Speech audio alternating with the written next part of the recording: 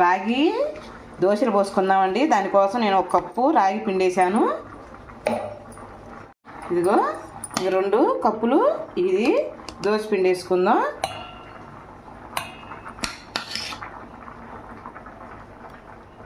దీన్ని కలుపుకుందాం. కొంచెం సాల్ట్ వేద్దాం, ఇంకొకరు పడుతుంది. ఓకే, శుభ్రంగా రాగి పిండి ఈ 2 కలుపుకుందాం. వాటర్ పోసుకుంటూ కలుపుకుందాం.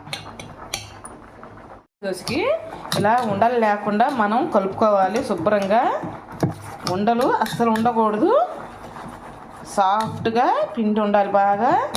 ఇలా ఇలా ఇలా ఇలా అంటే చాలు, సాఫ్ట్గా వచ్చేస్తుంది. ఇదిగో చూడండి, ఉండలు లేదు. ఇగో ఇలా ఉంటే చాలు మనకి దోశ పిండికి. ఇదిగో ఇంకా అలా ఉంటే చాలు. ఇంకా మనం స్టవ్ మీద అట్ల పెనం పెట్టుకుందాం. వెళ్దాం పండి. నాను రాగి పిండి దోశ వేసుకుందాం. ఇంకా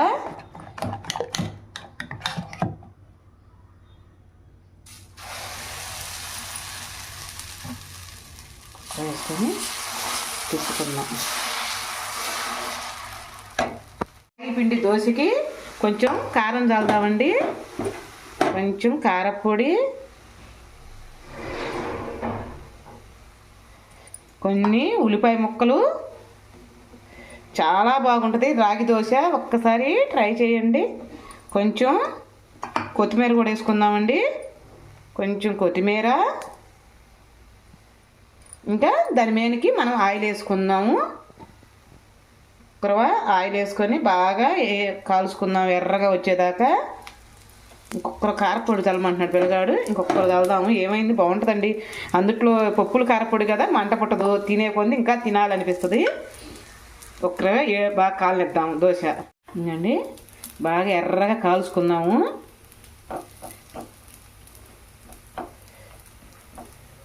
చాలా బాగుంటుంది రాగి దోశలో ఇవన్నీ వేసుకొని. దీని మీద ఇంకా మనకి కోడిగుడ్డు ఉంటే కోడిగుడ్డు వేసుకున్నా సూపర్గా ఉంటుంది. ఇదండి దోశ అయితే బాగా కాలింది చూసారా. ఇంకా మనం దీన్ని దోశ తీసేసుకుందాం.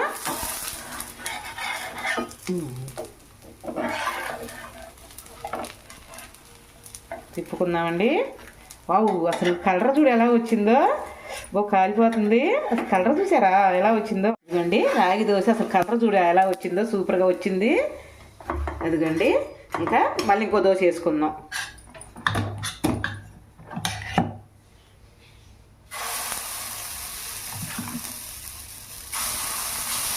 తిప్పుకున్నాం. ఉల్లిపాయ ముక్కలు, కొత్తిమీర కలిపి ఉంచాను. అదిగోండి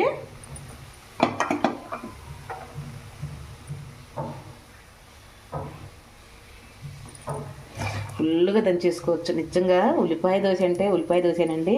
కొంచెం కారపొడి చల్లుకుందాం.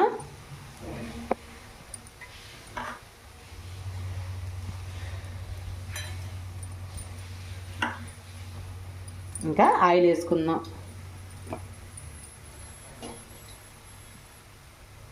కొంచెం ఆయిల్ వేసుకుందాం. ఓకే, ఇంక బాగా దాన్ని ఎర్రగా కాలనిద్దాం. ఈ దోశ కూడా తీసుకుందామండి. ఇంకా దోశలన్నీ ఇలానే పోసుకోవటమేను. ఇంకా దోశలు మొత్తం ఇంకా ఇదే లెక్కన పోసుకుంటూ ఉల్లిపాయ పోసుకొని వేసుకోవటం. అది దోశ చూడండి ఎంత బాగా కలర్ వచ్చినాయిగా, వీళ్ళ కలర్ వస్తున్నాయి. రాగి దోశ రెండు పోసుకున్నానండి. ఇంకా మనం ప్లేట్లో పెట్టుకుందాం రండి. ప్లేట్లో పెట్టుకున్నాను. నిజంగా రాగి దోశ చాలా బాగుంది.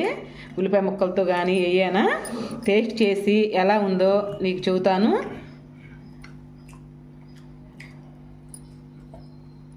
కారపొడి కొనుక్కుందాం. వావ్, క్రిస్పీగా సూపర్గా ఉంది బాబా.